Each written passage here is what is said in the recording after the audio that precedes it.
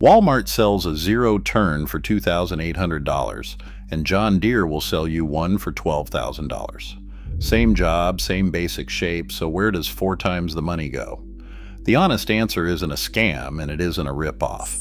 Over the next 14 points, we're following every dollar through engines, transmissions, decks, dealer networks, and resale value to show you these aren't two versions of the same mower. They're two completely different classes of machine built for different owners. Let's start where every buyer starts, the sticker shock. Number one on our list is the massive retail price gap itself, where a $2,800 big box zero-turn sits alongside a $12,000 John Deere commercial model. On the surface, these machines look remarkably similar. They both cut grass, they both pivot on a dime, and they share a similar silhouette. This massive price spread often breeds suspicion that one side is a rip-off. However, the reality comes down to where that extra investment goes in terms of machine class, raw durability, and actual long-term ownership costs. In second place, the fundamental divide between these machines is not the brand name, but the machine class itself. The deck, steer levers, and engine create an illusion that a $2,800 retail unit and a $12,000 dealer machine are direct equals. But that resemblance is purely skin deep. This division splits down the middle of duty cycle. One machine is engineered for occasional residential mowing, perhaps an hour a week, while the other is built for daily commercial abuse, running 8 hours a day. They are entirely different classes of machinery, not just two versions of the same mower. Third on our list is the entry-level residential zero-turn, a machine engineered solely to hit a low consumer price point. This machine functions as a light-duty appliance rather than a scaled-down commercial unit. Its thin 12-gauge stamped steel deck is the first clue, shaped from a single sheet of metal to reduce manufacturing costs. Powering it is a consumer-grade twin-cylinder engine, built for affordability rather than multi-thousand-hour endurance. For a homeowner with a flat half-acre lot mowed once a week, this setup works perfectly. Ultimately, one specific hidden component dictates whether this entire machine succeeds or fails. Fourth on our list is the sealed Hydro Gear EZT transmission, the exact component that defines the budget breakpoint. Most zero-turns priced under $3,000 run this sealed transaxle, which is factory-filled and designed without drain plugs or external oil filters. While marketed as maintenance-free, the internal hydrostatic fluid degrades over time with no easy way to service it. These units frequently fail around the 250-hour mark, and some show wear much earlier under heavy workloads. Because you cannot perform routine fluid changes, a failure means replacing the entire transaxle. A new unit costs roughly $860 per side, and once you add professional shop labor, the total repair bill easily climbs past $2,000. For a cheap mower, this massive expense turns a common drivetrain failure into a throwaway decision. Fifth on our list is the small flat yard, which is where that $2,800 retail machine makes perfect sense. If you only mow a half acre once a week for 6 months a year, you are logging maybe 15 hours a season. Under those conditions, a 250-hour transmission lifespan translates to over 15 years of service. A stamped steel deck is perfectly capable of leaving a clean, level cut on flat turf. You do not pay 4 times more for a commercial John Deere just to get a better-looking lawn. You pay for structural durability. Sixth on our list is the dealer-grade John Deere commercial build, a machine engineered specifically for sustained daily workloads. Rather than catering to casual homeowners, this class is built to survive professional abuse. It features a commercial Kawasaki engine rated for thousands of operating hours, paired with a heavy 7-gauge fabricated steel deck designed to withstand constant impacts. Underneath, a serviceable Hydro Gear ZT 5400 transmission allows operators to perform routine fluid changes and complete rebuilds instead of replacing the entire system. A structural steel frame and a Comfort Glide suspension seat reduce physical wear during long workdays, proving these machines are designed for high-stress endurance. Seventh on our list is rebuildable commercial hardware, which translates premium components into actual lifetime economics. While a cheap big box mower is built for a short throwaway ownership cycle, a commercial John Deere is designed to be rebuilt rather than discarded.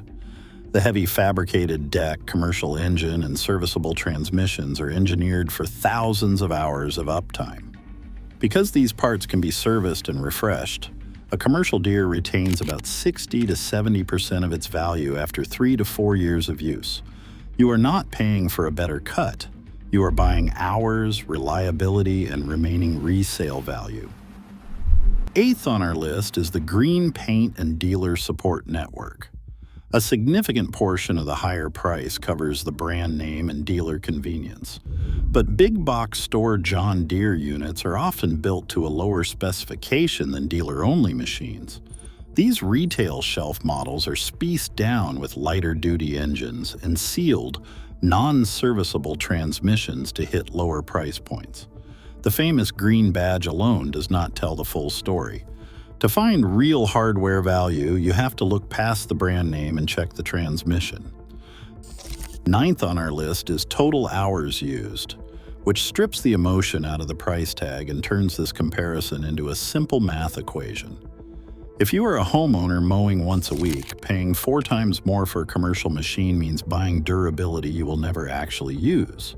But if you are a daily contractor logging hundreds of hours a season, a cheap box store mower becomes a false economy when the transmission fails.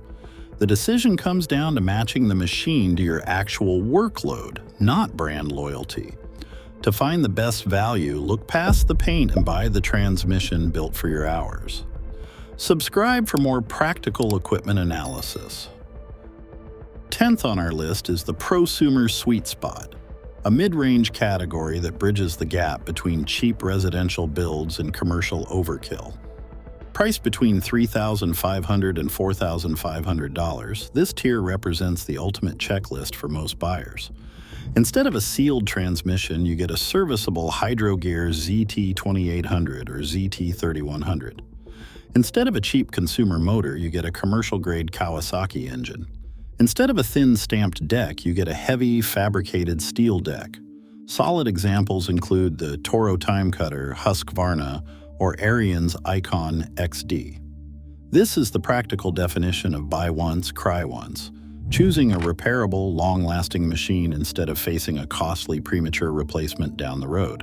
It provides a reliable, decade-long service life for any homeowner without paying a commercial premium. Subscribe for more practical equipment analysis. And finally, in 11th place is sorting yourself into the right buyer bucket, because choosing the wrong machine class is what actually causes owner regret. If you have a small, flat lawn and only log 15 hours a year, the $2,800 big box mower makes perfect sense, provided you accept the long-term transmission risk. If you are managing multiple acres or running a daily mowing business, the $12,000 commercial Deere earns its premium through pure uptime.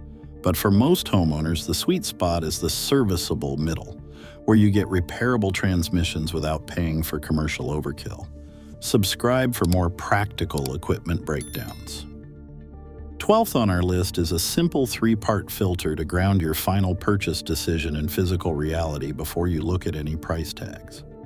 First, measure your lawn. Under roughly 3/4 of an acre, any zero turn is more machine than you actually need. Second, check your slopes.